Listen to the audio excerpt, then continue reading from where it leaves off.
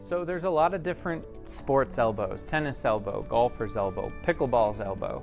It really has a lot less to do with which sport you play and more to do with where your pain is. And these are basically, the doctor word for these is medial epicondylitis and lateral epicondylitis. And those are pain and tenderness on the inside of your elbow or the outside of your elbow.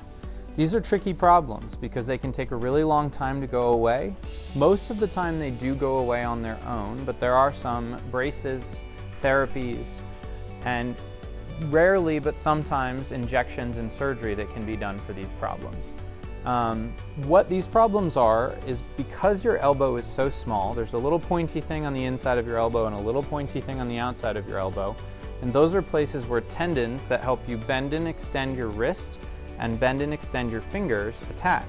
And a lot of tendons and a lot of big muscle attach in one tiny little spot on the inside and outside of your elbow. And because of that, that tendon can sometimes try to pull off of the bone, and it causes a lot of pain and tenderness.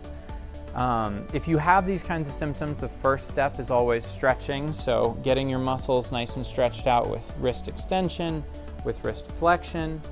There are some braces that we can prescribe, and then if it doesn't get better, then I think it's probably a good idea to see an orthopedic surgeon. We can see you at Nadora Healthcare if you have any of these symptoms and talk you through all the different options for solutions.